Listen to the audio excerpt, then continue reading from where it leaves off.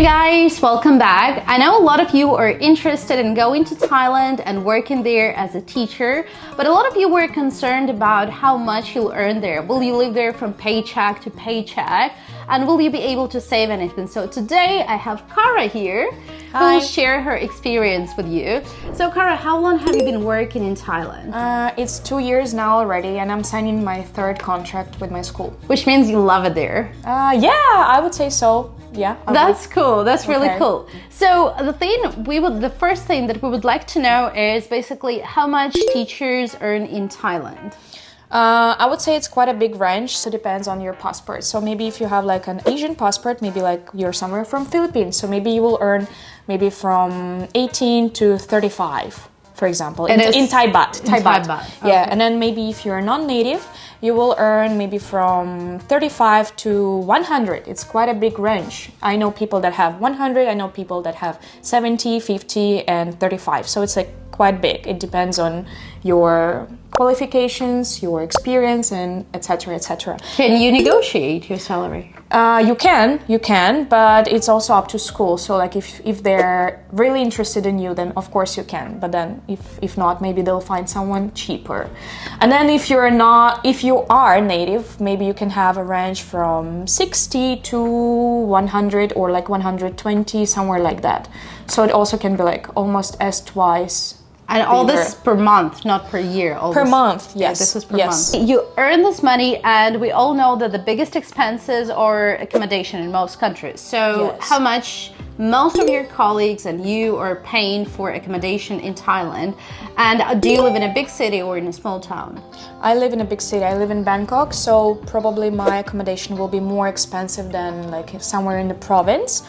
But then it also depends on which area you live in, because like, for example, I live close to my school, but it's still not the worst one. And so I will pay, like me personally, I pay around 12K baht. And then like my friend would pay like 15K because she lives like in a central area, but it's still like one room apartment, like a studio even. Right. And then I know people that are married, so they will pay like maybe 20 or 25. And then I know people that live all by themselves next to my school because it's like a bit outside, so they will pay like 6K. So it's also like quite a big difference, like it's almost as twice less than me.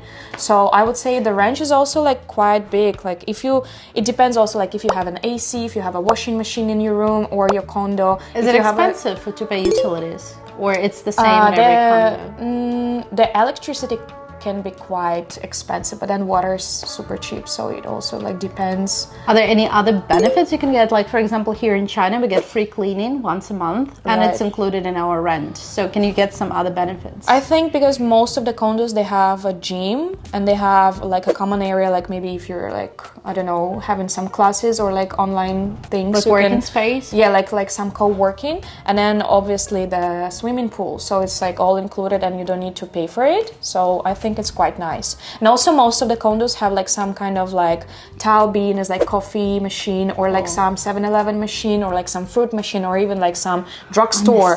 So it's like really convenient. You just go downstairs and you just buy anything you need, and like you don't need to go to shop even. That's convenient. This is something I miss here in China. Yeah. But here in China everything is delivered to the door, so we don't have to go anywhere. Oh, in Thailand cannot deliver to door. I know. Only to your condo. That's the thing. Yeah. Okay, so probably the second biggest thing that people spend money on is food. And I want to know, how much money do you allocate every month for your food expenses? Oh, I spend a lot of money on food because first of all, I cook. So I like to cook my food, like my foreign food. So I will order something that is quite expensive, or like I'll buy some cheese or like some organic foods, whatever. And then like I will go to a good supermarket, like, I don't know, Gourmet, Villa, Foodland, and sounds fancy. Yeah, sounds fancy. I think it's some kind of like American brands, yeah. And then, but you can still buy like food on the market where it will be like cheaper, like some fruits or veggies. And then you can go to Big C or Lotus, where it also will be like cheaper than other supermarkets. And then if you eat out, it also can be quite cheap, because like Thai food is really, really good, and it's really nice to like have a dinner outside, and you'll pay just like maybe 50 or 100 baht. It's like quite per meal.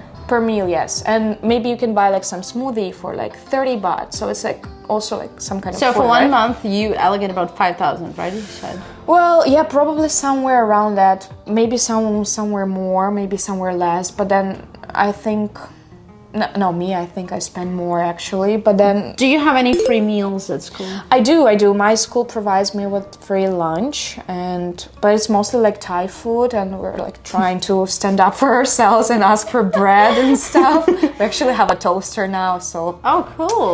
we did it. That's fancy. That sounds fancy. Yeah.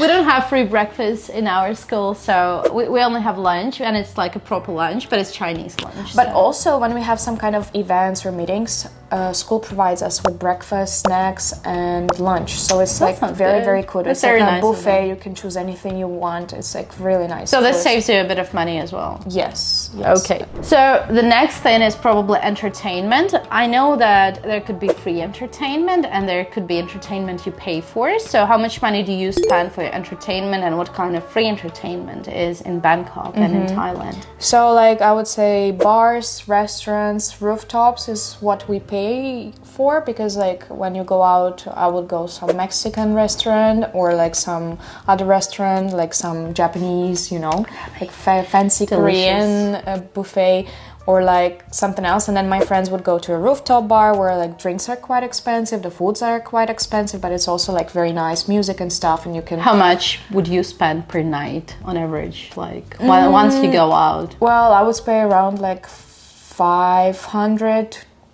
maybe, but it depends. Then like you can go to some bar and then you will see like ladyboy dancing there for free, or like ladyboy fighting with Filipino ladyboys, like Filipino versus Thai ladyboy. There was an accident. Why are they fighting? There was they were trying, like it was a territory accident, like I think Filipinos went to Thai territory ladyboys, so it was quite a fight. The territories. Yeah, like they have a territory, so Sounds like it's where a they're gang. yeah, it was quite a big fight in Bangkok. So Wow. it's like a free entertainment for you, like if you watch. Well, I wouldn't like see anyone fighting, but it sounds fun that you can look yeah. at people and you just do some people watching, right? And there are so many like markets. There are floating markets. There are night markets where you don't need to buy. You can just go there, and it's like also an entertainment too. So like there is a lot of things you can do for free, such as like watching people, because it's usually very funny. It's fun. Or sometimes you just buy a drink and go somewhere where it will be like included, such as like some free entry, shows, right? or like some kind of things in many bars. Cool. Yeah. So basically, yeah, you spend about 500 if you go out. Yeah, but once. it also depends like on like how much Yeah. you drink, or like what do you eat, or like if you want to drink or eat at all. Yeah, but because I bet if you drink like alcohol and you drink beer, it's going to be cheap. But then if you drink cocktails, it's probably going to be expensive. Yeah, of course. The next question is probably about traveling. I know that a lot of people go to teach in Thailand primarily because they want to travel. Yeah. So do you have some money to travel? I do. Yeah, I do. I try to go out like as soon as I have holidays. Like I'm here now, yeah. So like we had a Thai New Year, and I'm like, oh, I don't want to stay in Thailand. I want to go out. I want to have like some other weather and stuff. And then I would go out during winter vacation or like summer holiday. So I have a chance to go out maybe like 4 or 5 times a year. So I know that I will have a holiday. My school gives me a calendar, so I'm prepared and I can save money to this date and buy anything I need and like just go. And also you can travel inside Thailand too. Like it's easy to go anywhere, like to Japan, South Korea, Vietnam, Cambodia, Sri Lanka, and everywhere else, like all the Southeast Asia. But then you can travel in Thailand too. Basically, that's not only you who can travel and save money, it's most teachers, right? Yeah, They can't afford traveling. Even like my fellow Filipino teachers that I know that they have less salary, but still like they can travel like to Hua Hin, Krabi, or Phuket. That sounds like, great. Even you can just take a flight and just fly to Phuket for like your weekdays. Right. So Weekends. previously you said that everyone has different salary, right? And it depends on your nationality, passport, and experience, which kind of makes sense. In China, it's kind of the same. But I want to know, how common is it when people are taking side hustles? Because in China, everyone is hustling because they try to earn as much money as possible. Right.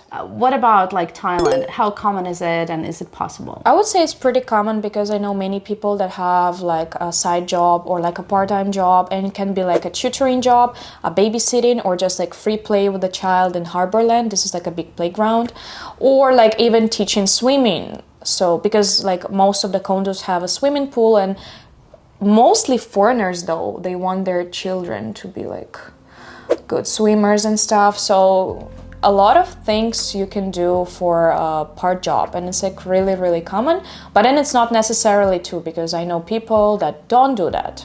So it's like you can up to travel, you.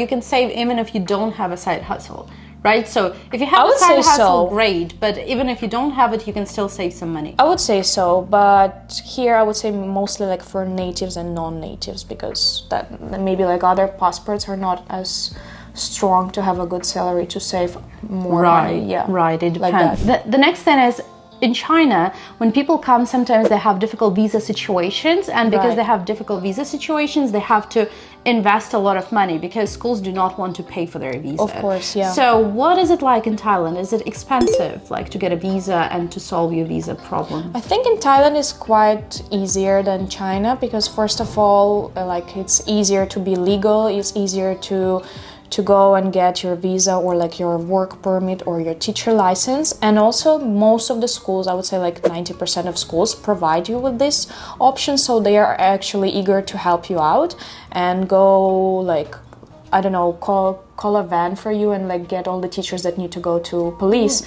and you'll just go together and then come back to school, and then they provide you with like a day off for this day, for example. Or like because you need to apply for a visa from Laos, you will have like 3 days off, because Why do you have to apply for a visa from Laos? because you have to apply for visa from outside of Thailand. Like when you arrive to Thailand, you cannot apply it inside. This is what I was told. So like you have to go out like to an embassy of Thailand. And you pay your money to go to another country and stay there. You do pay, but they will reimburse you some kind of amount. Like I had my school, they gave me 6K personally for like the flight. Like it's up to me if I want to go there by bus, by train, or by plane. And like I have 6K for like 3 days, for example, this 3 days off, and it's about me. Like it's up to me to spend it like how I want, like to find a hotel and stuff. So Yeah, but in the first place, you had to pay your own money, right? That's yeah. something you have to be ready for. Yes, you have to be ready for that. But then like for me, I had personally like a little bit different situation, so I spent more. It was more than 6K. All right. But most of the teachers are fine. Well, with that. Like, it's never going according to the plan. You plan Yeah. one thing, and then Yeah. it goes south. yeah, but most of the most of the schools provide you with solution, and they help you out. Even like there is a policy in Thailand that you always, if you go out of country, you have to do the re-entry stamp. Otherwise, your visa will be cancelled. But my school always helps me out to remember to do the 90 days, to always to get the re-entry. And even we had a teacher that forgot, and still they helped her out to like go back and apply. Sounds for like you visa have a good again. school. You Yeah, have a like pretty good yeah, school. and it's not about connection. It's just like how it works in Thailand. So like all the schools are quite nice, and the HRs are very supportive, and like you'll not be lost. So in China, lots of teachers are coming here to work because it's big money, right? And they come here, they save a lot of money, and they want to buy cars, houses, and this is what they buy after they've been here for 2 or 5 years. Okay. So what do people in Thailand buy? Like, what do teachers in Thailand buy after like 3 or 5 years being in Thailand? Well, I think they definitely don't buy a house or apartment, but I think like you can buy a new Apple iPhone or a new MacBook Pro or like whatever you want. Like if you save like each month, I think maybe 2-3 salaries, and you can buy one. So like, of course, it's not compared like to a big housing thing, right? But then Yeah. it's still a good money to save for some like new camera or like some kind That's of things. awesome. Yeah, That's I awesome. think it's quite nice. I think this is too. what matters. Like when your phone breaks down, you don't want to stress yourself out that you can't afford to buy a new Yeah, phone. It's true. very stressful. So it's great that you can afford it. So the way I understand, people who go to Thailand, they just want to have fun. They want to be on a comfortable salary. They want to travel, and they do have a chance to do it. Yeah, they do. They do. It's so windy. So scary. I feel like windows are shaking. Are you sure we're gonna go on? I don't know. Okay, so yeah, basically, and they can travel, they can buy an iPhone, a new iPhone if they want to, and this is what matters. Of course, it's like a bit different from China, but it's still like quite good money, and you can still save something, and like you can always travel, you can always buy something new, you can always, I don't know, like invite your parents to come in, like, and help them out with their air tickets or whatever. So like it's still quite good and affordable, and you can still have some money. It's not so bad. Okay, guys, so just be brave, don't be scared. If you're concerned about your expenses or you want to know more about salaries, please drop a comment below and Cara will kindly answer all your questions. Thanks for watching this video and see you later. Bye!